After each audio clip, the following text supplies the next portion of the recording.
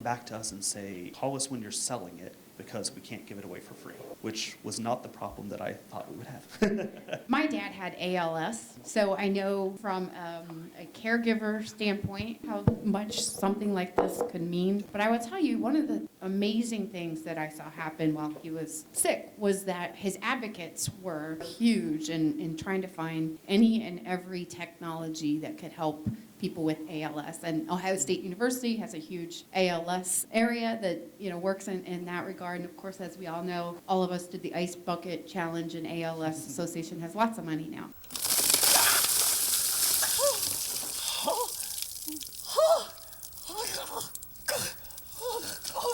I guess my point is that there are advocates like that they're just looking for things that can improve quality of life, not necessarily, stop a disease, but actually improve what the quality of life is. My dad's speech pathologist, she was also a big advocate across the state. And I think that you get in with the folks that see it every single day, I think you'll be able to do something with I can see some joint ventures of some sort with some of these associations and potentially some of the pathologists. There's all these Facebook groups as well. There's all these people beyond just doctors that are helping each other, and those are really the pathways that we're looking to go through. What always concerns me with those things is coming as an outsider. A lot of times it's support groups. These are people who are struggling with actual disability, and there is sort of a tone issue that you don't want to ride in and be like, and here's the answer to all your problems, all you have to do is pay me. That doesn't quite come off the right way. It's been a struggle marketing-wise to figure out the right balance of tone to strike.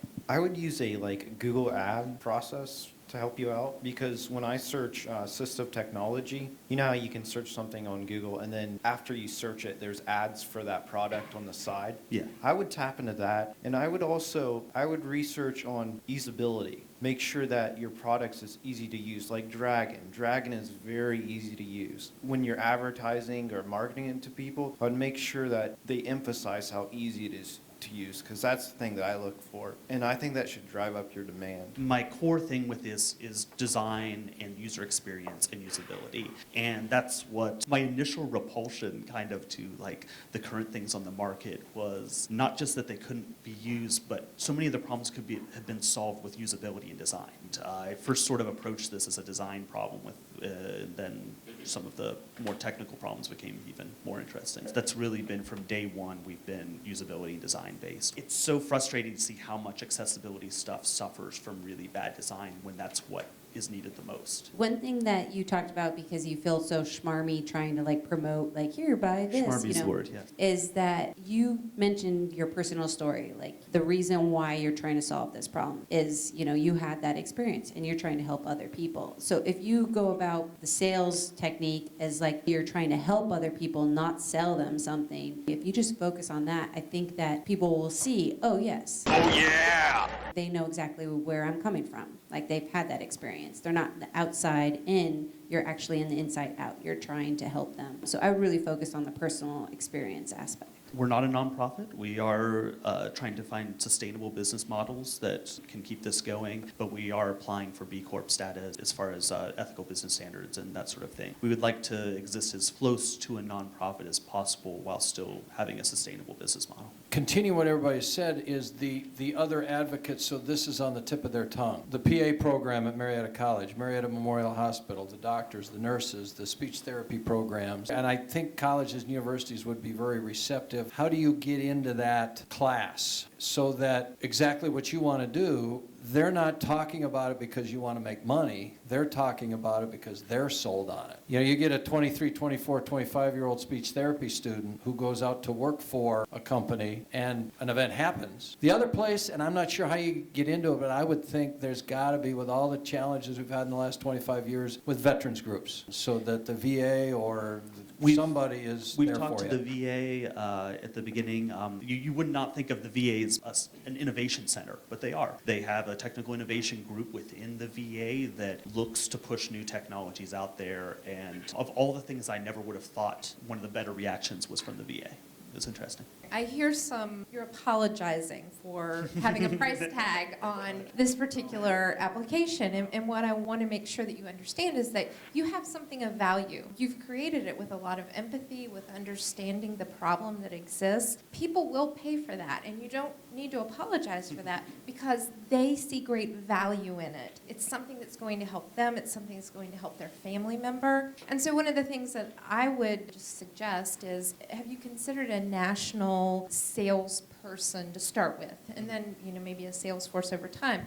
Because there are a lot of healthcare companies who can give you access to families who are now national in scope. And so reaching out to them and being able to take advantage of their national network could be really helpful. I love talking about just startup structure and timing in general. You don't get much about the timing and when you bring on other people and what we're at. So we're at a really interesting point with this, where what we're trying to do is to get this out on a small level directly to consumers so we can prove traction, so that we could then be able to raise a seed or small A round later this year. The number one thing on that list would be top level sales, business development people. And that's sort of the direction that we're going with that. Yeah, it's interesting. Your story to me is so compelling that if I had a speech problem, I would find a way to buy this for $10 a month. But I think if you can take even the sales angle out of it and figure out how to do a TED Talk on why we need it and why we don't have it. It's like the woman who wrote the book Stroke of Insight. She had the stroke and she ended up writing a book. But your story reminds me of that.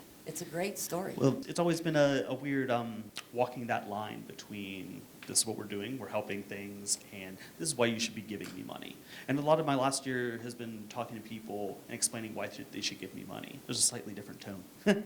I was just wondering how you get trial. It seems to me that this is an ideal way to solve the problem of, here, I've got something, buy it, and then you see if you like it. And I don't have any great ideas, but I mean, it just seems to me like what you've got is so compelling and so much more useful that somehow... Yeah, so let me describe what we're doing. We're lucky because Apple changed some of their rules about 6 months ago to let in more apps that were subscription and trial based, like Spotify or Netflix or things like that, where you can get a 2-week trial and then you can do a subscription through their app store. So what we're doing is offering full featured trial for the first 2 weeks, and at that point you would want to subscribe, and that would be a auto-renewable subscription through Apple's process. So Apple already has your credit card, hopefully, if you've bought apps and things on the App Store before. And this is sort of the onboarding process that we've been thinking about, because this stuff is very new. The way people talk about it, marketing, it's very new. We're making it up as we go, how to get people to buy apps. It's good that we're given that sort of path, but we've been exploring other things as well. The personality of this whole project touches everybody at some point, regardless if they have a loved one or know of somebody that has had a stroke or has some type of speech problem. I think that once this hits the market, it could probably just explode and be probably one of the best products out there because it's just so personal. Just go out and just capture people's attention with the personality of it, because if you try to focus a little bit too much on the technology and how you guys are better than the $7,000 brands, then people are just going to be, oh, it just seems kind of like another infomercial. If you just make it personal and keep making it personal, people will want to spend the money to make sure that they can have the person that they love back. How do you make a personal story-based pitch in a Google ad? If this is the way that we're looking to reach people, is through targeted ads, and it's probably going to be mostly through searches, or they're selling ads within App Store searches now. How do we make a personal story-based pitch that big? It's like not just one product or service, it's like something that can help someone for the rest of their life. So I feel like you guys need to establish a clear position in the fact that you are working with them constantly trying to improve this software, and they can use it forever. That's where you get that subscription-based service. It's not like I'm going to sell it to you and then we're going to ignore you. That we're continuing to add value. Yeah, it's like this is like a benchmark. The software itself improves as people use it. So I imagine this is a benchmark where you're going to try to improve it too as technology advances. You have an opportunity to be like an authentic brand and get your foot in the door in a market where no one else is. So you could be synonymous with helping all these people with all these different diseases, whether it's stroke or ALS or anything. You need to create ongoing value and to make that clear. So you guys are being rewarded as well as all these people that can no longer communicate. I have an aunt that had a stroke and she doesn't talk very well, and her having this service would just make her, I don't know, just like make her life lack of a better term. Just one idea I had in terms of like marketing or advertising is you could maybe make like a brochure and keep it in hospitals so that like when people are in the waiting rooms or if they're dealt with that kind of situation, it's kind of like right there just for them to look at, and it's an idea it's put in the back of their head for them to look at later or to refer to somebody else. And then as you have the app for a while and like as people are using it, maybe if you have a website where there's like success stories of people with the app who can share their story, because I know we were talking about earlier, people sharing their stories. Again, and story-based pitch is yeah, effective, exactly. yeah. And if people find out about your product or your app and then they go to your website and they see that there's other people who have used your app and have had success for it, that $10 that they have to pay a month really won't seem like that much if it's really making that much of a difference in their life. This is all about the people that you're benefiting and how their lives are going to be affected. And I think social media and your own media that you've released can be a really key tool, because if you could find someone that was willing, like on video, to share their story, and you had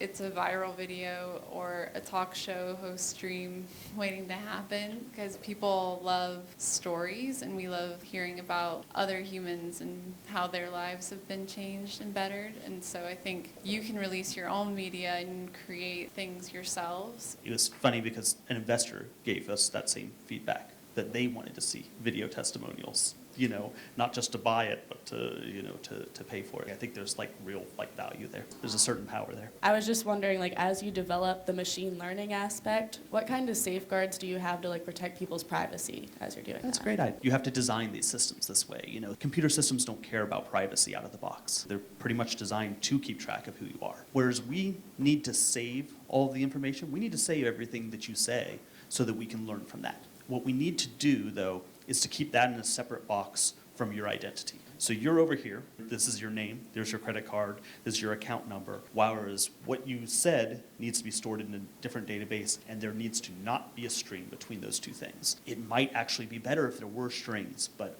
we don't want that. You need to be designing these things so that they're not connected and that you can get privacy just from the ground up, from the database level. I find it really interesting on a technical standpoint of how you design systems that don't know who you are, but can still learn and tell you things later. So it's been an interesting challenge.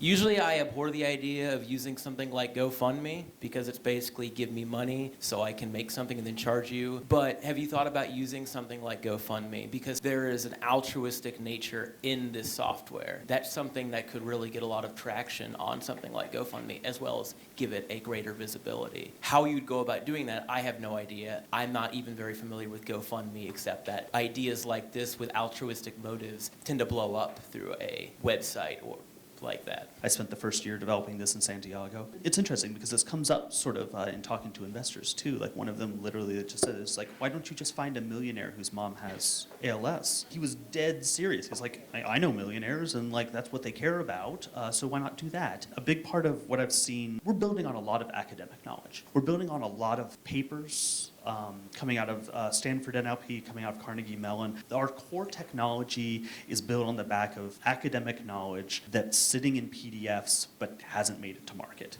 A lot of how I've looked at this is why not? I have friends who are professors and working in disabilities, and the way they describe the process to me, it is get the grant, and then the grant money runs out, and all of a sudden it stops. And it's no longer a product, and it's no longer out there, and it's no longer with me. I've been trying to go with sustainable business models. That's why we charge money, why it's subscription, why these things happen. We want a business model at its core that will go beyond the initial funding. You want to build the car that keeps running and the engine keeps going and it keeps getting filled with gas, not the big pile of cash at the beginning. And that's just been part of the design of the company from the start, has been that, and hopefully that works. But the sustainability of the business model is something that can continue to help people. It has made us wary of altruistic bags of money at the beginning, Thanks, everyone, for coming. I know that our presenters will be here for a few minutes, so if you have something else you want to share with them, please do.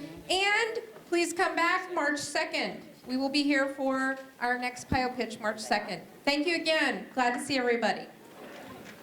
Please stick around. If you want to, there's more cookie, coffee, and mingle a little bit.